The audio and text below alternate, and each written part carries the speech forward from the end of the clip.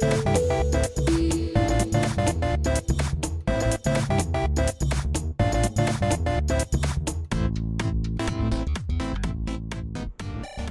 guys, and welcome to Armchair Conversations with Rob. Today, I'm going to hit a quick topic.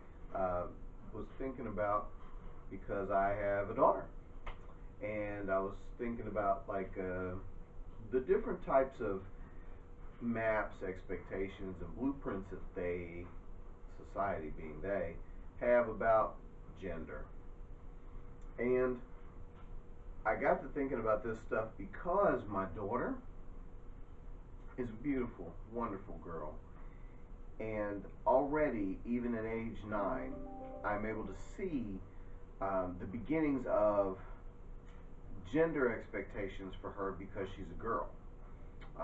I remember when she was young, she used to love to watch Thundercats with her brothers because she has 2 older brothers. Imagine the tomboy syndrome running wild. And she used to like to be various characters in the show, and she wanted to be the character Lion-O, who was the Lord of the Thundercats and happened to be a male. And so she would say that I'm Lion-O, and she would raise her imaginary sword and say the things that he said. And I remember one day one of my sons looking at her and saying, "You can't be Lion-O." And she says, "How come?" And he says, "Because you're a girl." And at that point it hit me. And I know at some point I would have to deal with this. So I want to talk to the ladies out there. I don't know if any of you seen the YouTube videos #LikeAGirl. It was very moving for me, and it was very interesting as a reminder that we have all kinds of imposed limitations that we put on people based on gender. We even give perceptions which determine how much help we give people and how much empowerment or disempowerment that we encourage based on their fitting into the social norm of gender.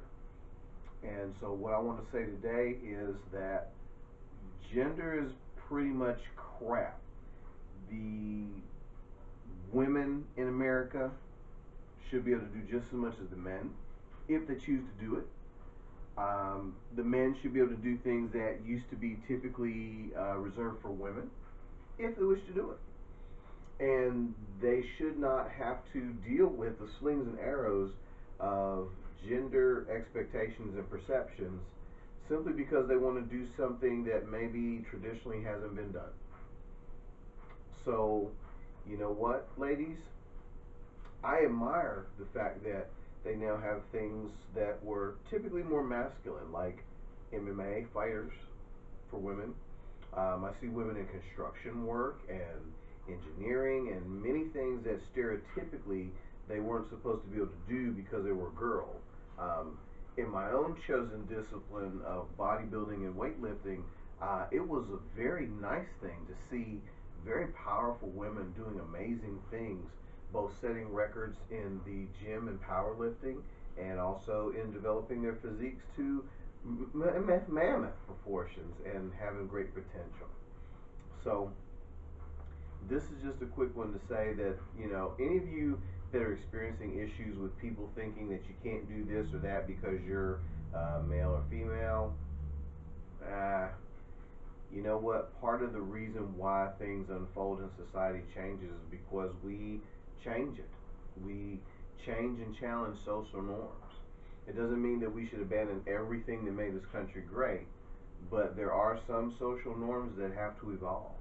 And on the reverse side, for example, with men, you know, there are men who love things that were traditionally women's roles, like cooking, like hairdressing and makeup and design and fashion. And I think that that is wonderful because there's a creativity aspect to some of the traditionally feminine things that I think all guys need. Yeah, you heard me, guys. That means that you should get out there and be creative and do some fun things. And I know some of them we've kind of transcended some social norms with some of the things that I mentioned, but there's a lot of gender perception that still goes on with certain things, particularly when it comes to men who are somewhat effeminate in their nature. I'm actually going to talk about that a little bit later on in another talk, as well as women who are masculine in their nature. But you know what's funny? We all have a little bit of masculine and feminine in our makeup, in our psychology, and even physically there are some overlapping things that are equal with genders. And I think it's a crime to not honor what you feel.